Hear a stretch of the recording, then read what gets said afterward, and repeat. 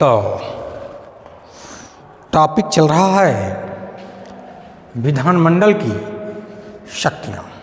इसी क्रम में आज का टॉपिक है विधानमंडल की निर्वाचन संबंधी शक्तियाँ, इलेक्टिव पावर्स ऑफ लेजिस्लेटिव। निर्वाचन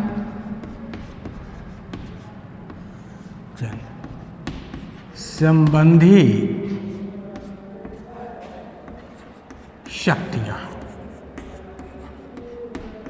यानी इलेक्टिव पावर्स ऑफ लेजिस्लेटिव।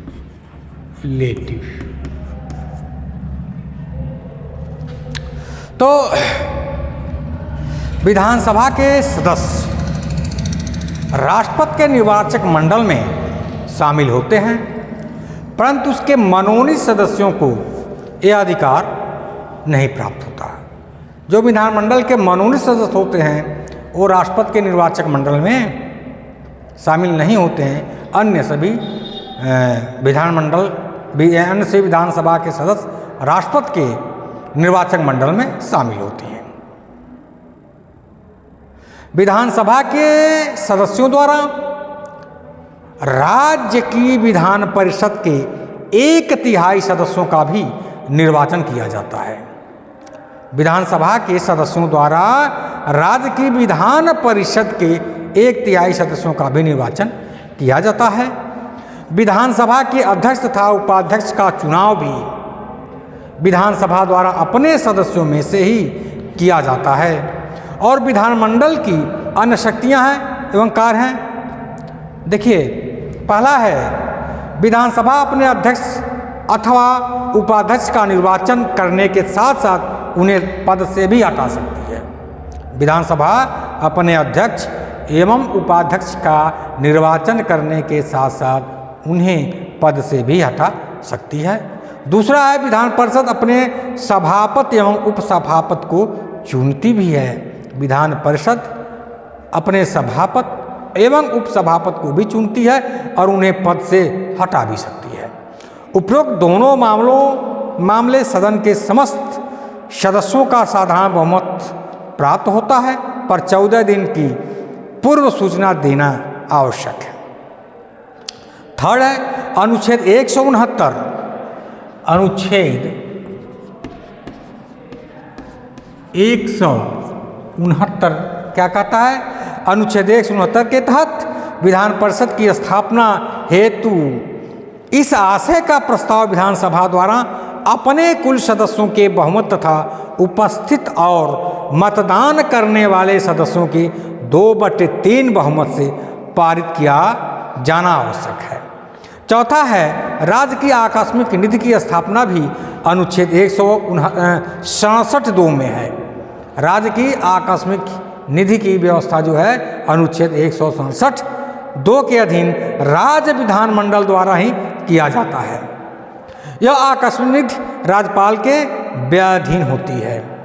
राज्य विधानमंडल को अपने सदस्यों के विशेषाधिकारों की रक्षा करने की शक्ति भी प्राप्त है।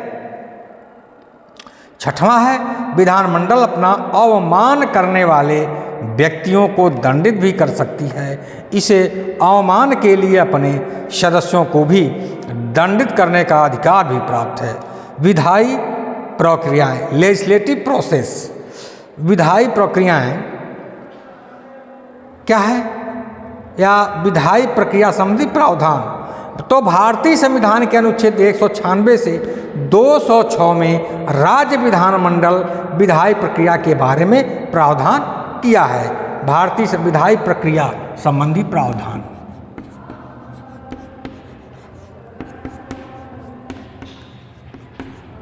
प्रक्रिया संबंधी प्रावधान।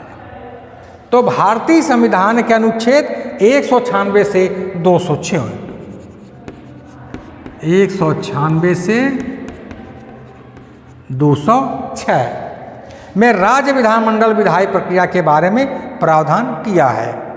तो अनुच्छेद 196 में विधेयकों के पुनः स्थापना तथा पारित किए जाने का प्रक्रिया का वर्णन किया गया है, जबकि अनुच्छेद 197 धन विधेयकों से भिन्न विधेयकों के बारे में विधान परिषद की शक्तियों पर निर्बंध के बारे में प्रावधान करता है।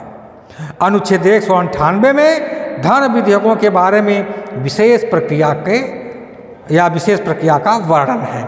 धन विधेयक की परिभाषा अनुच्छेद 119 में दी गई है। अनुच्छेद 199 में धन विधेयक की परिभाषा अनुच्छेद 199 में दी गई है, जबकि अनुच्छेद 200 में विधेयकों पर राज्यपाल की अनुमति के बारे में प्रावधान किया गया है। अनुच्छेद 201 में राष्ट्रपति के विचार के लिए आरक्षित विधेयकों के बारे में प्रावधान है और अनुच्छेद 202 में वार्षिक वित्तीय विवरण तथा अनुच्छेद 203 में विधानमंडल में प्राक्कलनों के संबंध में प्रक्रिया के बारे में प्रावधान किया गया है। अनुच्छेद 204 में विनियोग विधेयक तथा अनुच्छेद 205 में अनुपूरक अतिरिक्त तथा अधिक अनुदान के बारे में प्रावधान किया गया है। अनुच्छेद 206 में लेखा अनुदान, प्रत्यानुदान तथा अपवादानुदान के बारे में प्रावधान है। अनुच्छेद 207 में वित्त विधेयकों के बारे में विशेष उपबंधों का वर्णन किया गया है। अब विधायी प्रक्रियाओं लेजिस्लेटिव प्रोसीड्यूर में क्या है, इसको देखिए।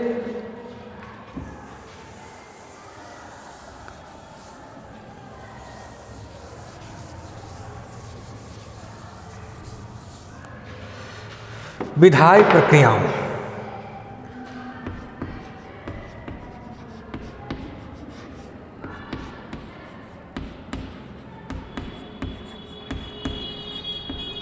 यानी लेजिस्लेटिव प्रोसीड्यूर।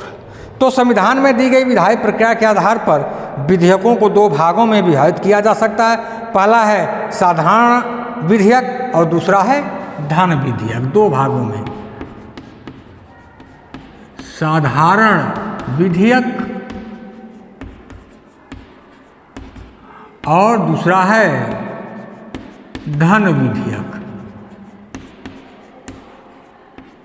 ठीक है, मनी बिल। तो ठीक है, आज इतना ही। अगले टर्म में साधारण विधेयक को बताएंगे और धन विधेयक को बताएंगे। ओके।